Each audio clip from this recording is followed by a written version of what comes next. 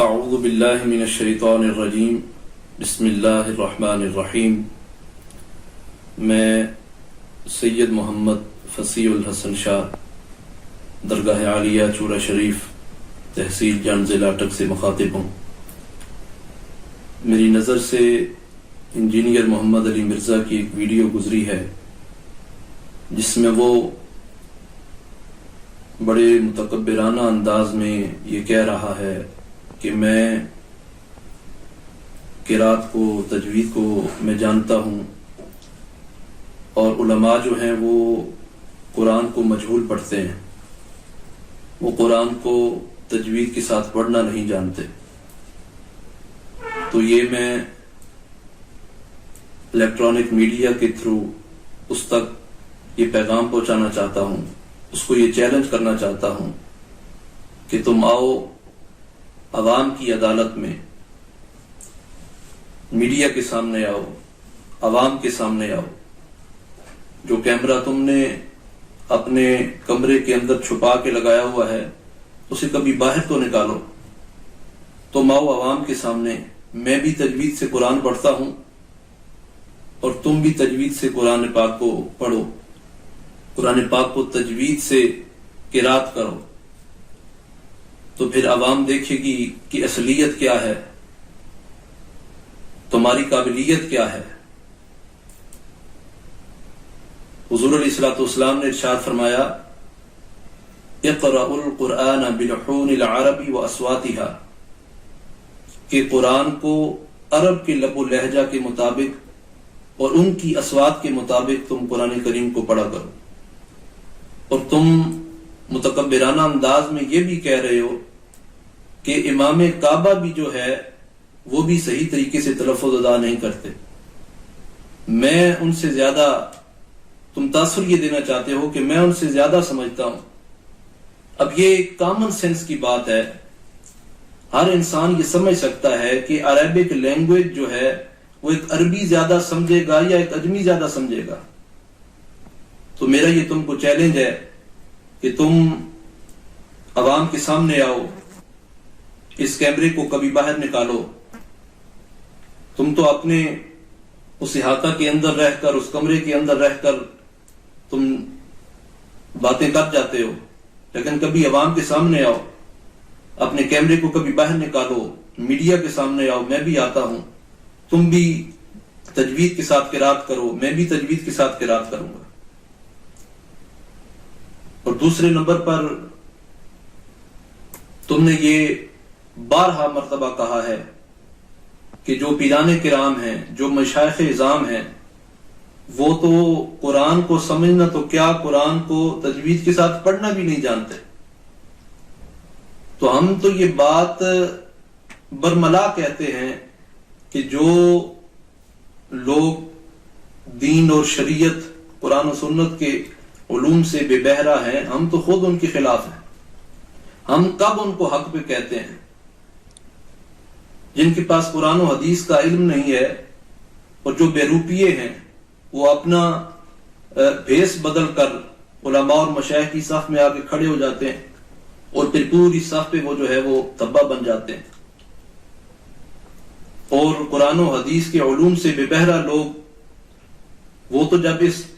لباس میں اپنا بھیس بدل کے علماء اور مشائخ کی صف میں آتے ہیں، وہ تو شریعت کی دھجیاں بکھیر رہے ہوتے ہیں۔ ہم تو خود ان کی مخالفت کرتے ہیں۔ لیکن جو بزرگان دین ہیں، جو ہمارے اولیاء کرام ہیں، جو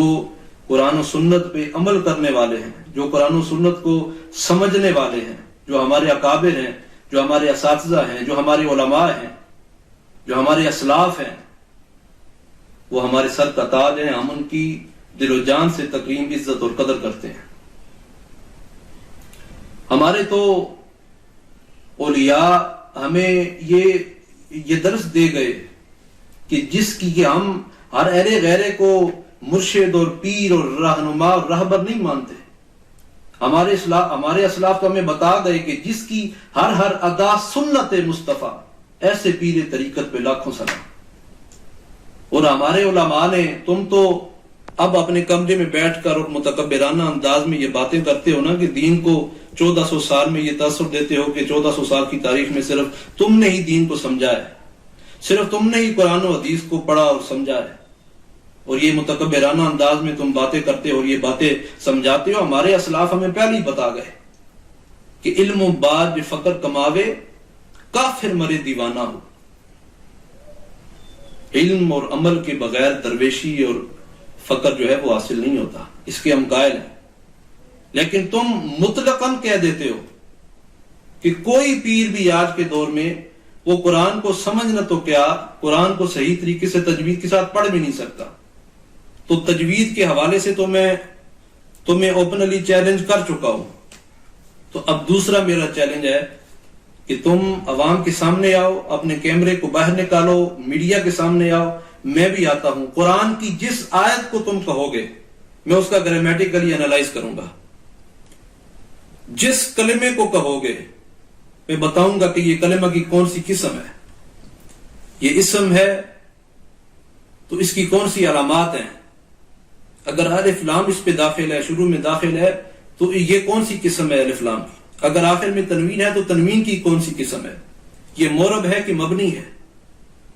یہ معرفہ ہے کہ نکرہ ہے، یہ حالت رفع میں ہے، حالت نصب میں ہے، یہ حالت جر میں ہے، اور اگر ان تینوں حالتوں میں کسی ایک حالت میں ہے تو کس وجہ سے ہے، منصرف ہے غیر منصرف ہے، اگر منصرف ہے تو کون سے اسباب اس میں پائے جا رہے ہیں، یہ مرکب ناقص ہے یا مرکب تام ہے، مرکب ناقص ہے تو کون سی قسم ہے، مرکب تام ہے تو کون سی قسم ہے، اگر حرف ہے تو حروف کے کس قبیلے سے اس حرف کا تعلق ہے، اگر فعل ہے تو صیغہ کون سا ہے، ماضی ہے مضارع ہے،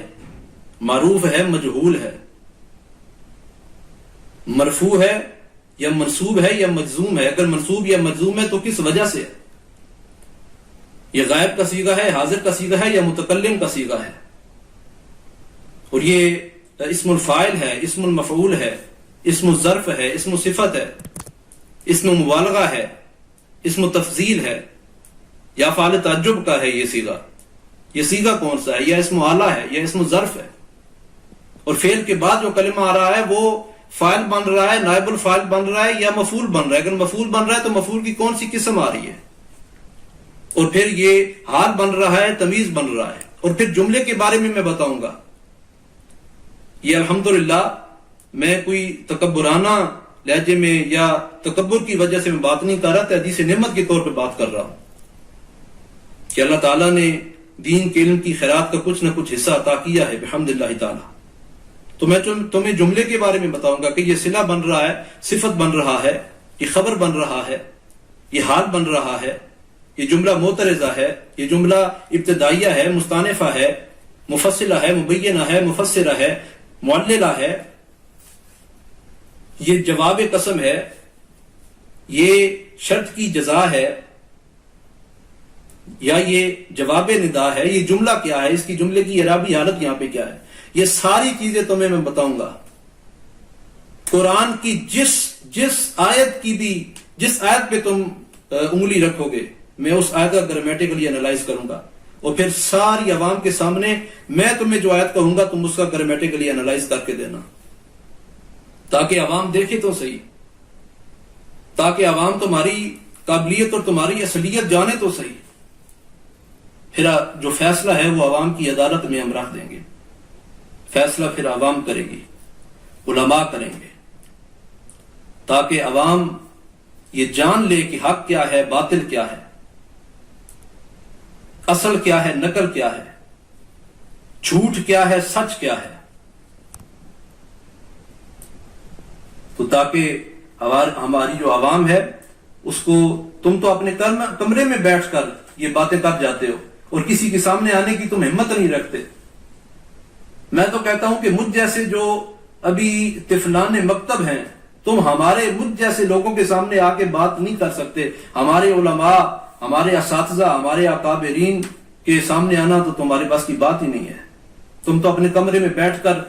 اور اپنے کیمرے لگا کے اپنے 4 5 10 20 بندے بٹھا کے تم باتیں کرتے ہو، کبھی عوام کے سامنے آؤ نا۔ میں بھی آتا ہوں، تم کہتے ہو، اور الحمدللہ میرا تعلق ایک درگاہ سے ہے، درگاہ عالیہ چورہ شریف، اور یہ درگاہ بھی معمولی درگاہ نہیں۔ الحمدللہ اللہ کے فضل و کرم سے 70 سے زائد آستانے جو ہیں وہ چورہ شریف سے بالواسطہ یا بلا واسطہ